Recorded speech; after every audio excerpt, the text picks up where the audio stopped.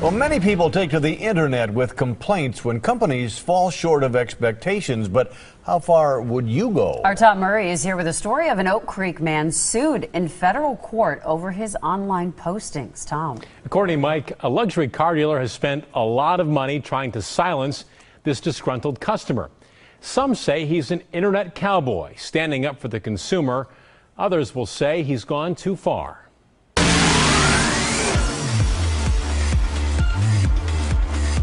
The Chicago Motor Cars showroom would make any car lover's mouth water. Porsche, Ferrari, Range Rover. The owners say they've sold thousands of luxury models. And customer satisfaction is our #1 goal.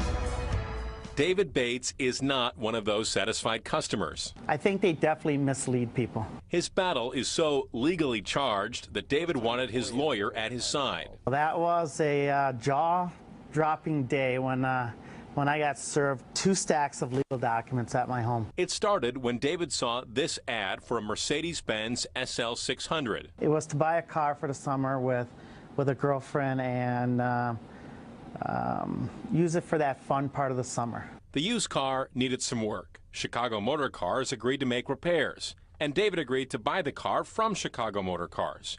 He put down a down payment. The dealership made repairs and delivered the car to his Oak Creek home. But he says the repairs fell short of his expectations.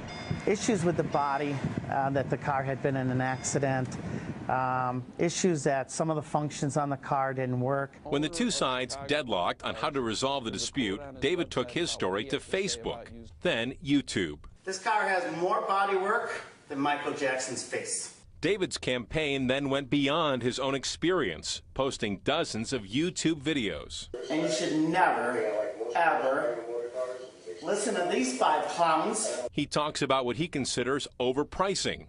What dealer has a $30,000 profit margin on a car? And reads what he claims to be other customers' complaints. He would not take my calls or return my calls.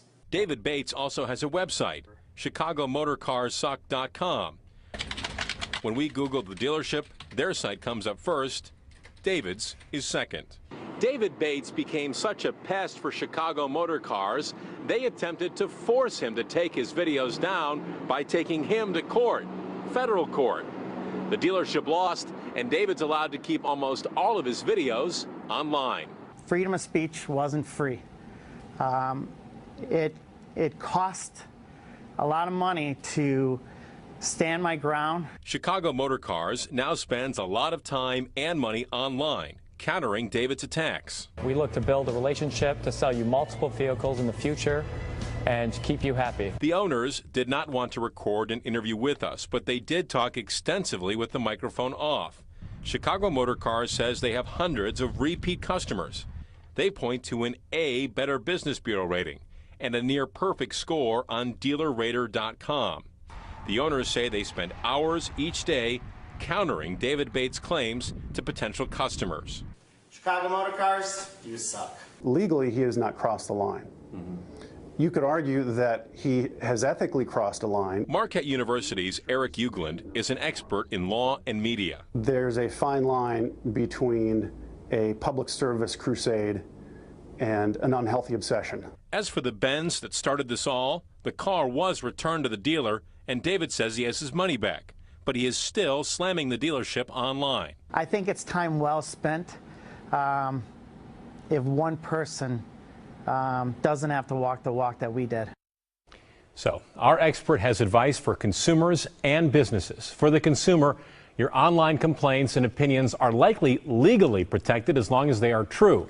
For businesses, be aware of what's posted about your company online, but resist that urge to publicly fight back. As our expert put it, it's often like swatting flies with a sledgehammer. Wow. So how many of these YouTube videos has David Bates posted against Chicago Motor Cars? At last check, he had 100, more than 100 videos on his YouTube channel. In fact, we checked and he just posted a new one today. So this isn't over for him? Yeah, I don't think so. A fascinating story. Thanks, Tom.